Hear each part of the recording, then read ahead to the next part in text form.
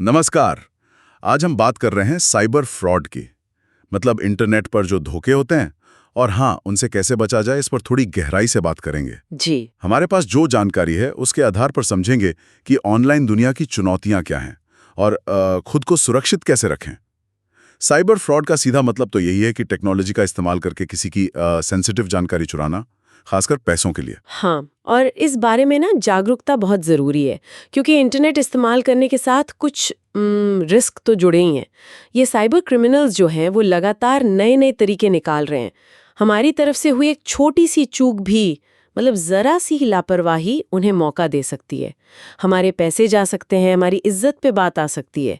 इसलिए टेक्नोलॉजी इस्तेमाल करते वक्त बहुत बहुत अलर्ट रहना होगा। बिल्कुल। तो चलिए, जो आम तरीके हैं साइबर फ्रॉड के, उन पर थोड़ी बात करते हैं। जैसे आइडेंटिटी थेफ्ट, पहचान की चोरी। हाँ। फिर वो साइकोलॉजिकल ट्रिक्स, मतलब दिमागी चालें, सोशल मीडिया वाले फ्रॉड और डिजिटल बैंकिंग फ्रॉड भी। हाँ, आइडेंटिटी थेफ्ट से शुरू करते हैं। ये तब होता है जब कोई हमारी पर्सनल जानकारी जैसे नाम, फोन नंबर, पता, बैंक अकाउंट डिटेल, आधार या कार्ड नंबर, ये सब हमारी इजाज़त के बिना ले लेता है। जैसे किसी का सोशल मीडिया अकाउंट हैक कर लिया, या पहचान पत्र की फोटोकॉपी का गलत इस्तेमाल हो गया। अच्छा। या फिर वो कार्ड स्किमर मशीन जो कार्ड स्वाइप करते ही डिटेल कॉपी कर लेती है। हाँ, ये कार्ड स्किमर वाली बात तो मैंने भी सुनी है, खासकर पेट्रोल पंप वगैरह पर।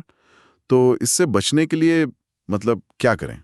सिर्फ लॉग आउट करना काफी है? देखिए, अकाउंट से लॉग आउट करना और आईडी प्रूफ देते वक्त सोचना, ये तो बेसिक चीजें हैं ही। लेकिन कार्ड स्वाइप करते समय मशीन को ध्यान से देखना बहुत जरूरी है। अगर कुछ अजीब लगे, कोई अलग से अटैचमेंट दिखे या कुछ ढीला सा लगे, तो वो स्किमर हो सकता है। मतलब सतर्क रहना ही सबसे बड़ा बचाव है। सही कहा।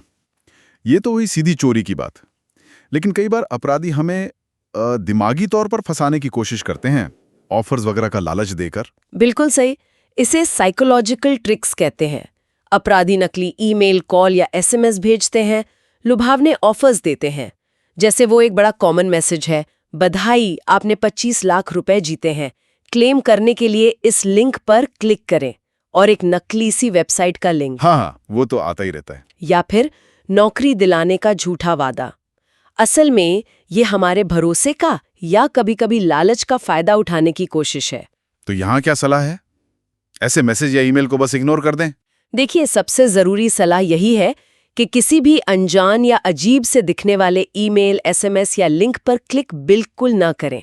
अगर कोई अनजान सोर्स आपसे पर्सनल या फाइनेंशियल जानकारी मांग रहा है, तो कभी ना दें, चाहे कितना भी बड़ा इनाम क्यों ना दिखा रहे हों।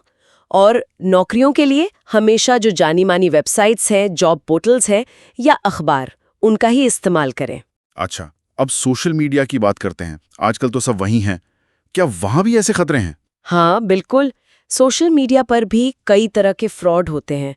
किसी के प्रोफाइल तक गलत पहुंच हो जाए तो जानकारी का नुकसान तो है ही, लेकिन खतरा इससे भी बढ़ सकता है।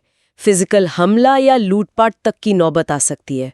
अरे बाप रे। इसके कुछ उदाहरण हैं, जैसे सिंपैथी फ्रॉड, मतलब कोई झूठी दुख भरी कहानी सुनाकर पैसे मांग ले।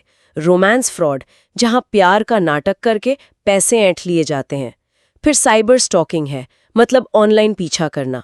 और साइबर बुलिंग, यानी ऑनलाइन धमकाना या परेशान करना।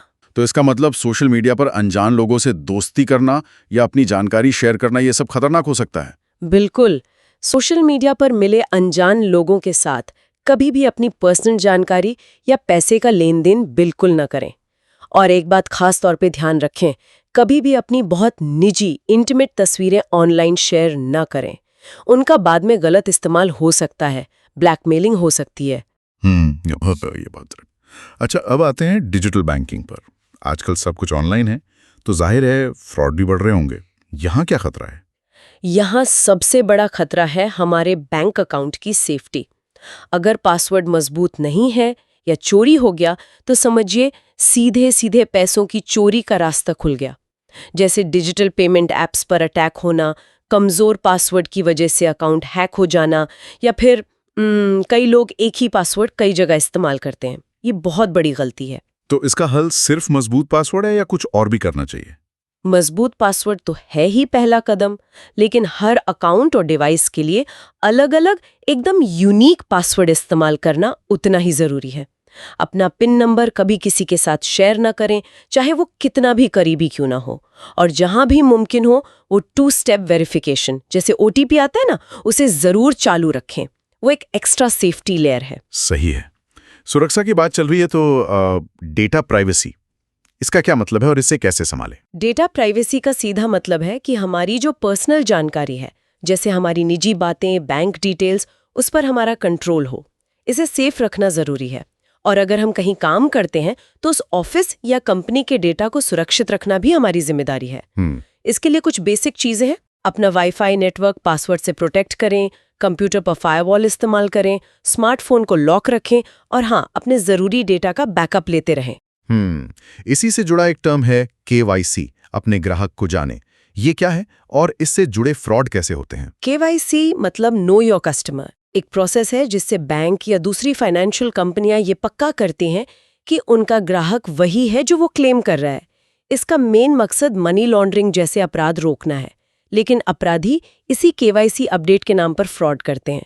वो अचानक फोन, SMS या ईमेल भेजते हैं, कहते हैं आपका KYC पेंडिंग है, तुरंत अपडेट करें वरना अकाउंट बंद हो जाएगा। अच्छा, डरा कर? हाँ, जैसे मैसेज आएगा, चेतावनी, आपका KYC वेरिफिकेशन पेंडिंग है, 24 घंटे में पूरा करें। या प्रिय ग्राहक, अपना KYC पूरा करने के लिए इस लिंक पर टैप करें, और एक लिंक दे देंगे। ऐसे किसी भी अनजान लिंक या अचानक आई मांग पर कभी भरोसा ना करें। हमेशा बैंक की ऑफिशियल वेबसाइट या ब्रांच से ही कांटेक्ट करें। समझ गया। तो कुल मिला के सार ये है कि डिजिटल दुनिया में सेफ रहने के लिए हमें लगातार अलर्ट रहना होगा और कुछ बेसिक सावधानियां बरतनी होंगी। मजबूत और अलग अलग पासवर्ड, अनजान मैसेज और लिंक को शक की नज़र से देखना और अपनी पर्सनल जानकारी सोच समझ पर शेयर करना, ये कुछ मेन बातें हैं। हाँ, बिल्कुल। और अंत में एक सवाल है सोचने के लिए। जैसे जैसे समाज में इन साइबर अपराधों के तरीकों के बारे में जागरूकता बढ़ रही है, तो क्या इससे साइबर अपराधियों के लिए लोगों को फंसाना मुश्किल होता जा रहा है? क्या हमारी ये जो सामूहिक सतर्कता है, ये वाकई एक ज्यादा मजबूत और सुरक्षित डिजिटल समाज बना सकती है? इस पर सोचना जरूरी है।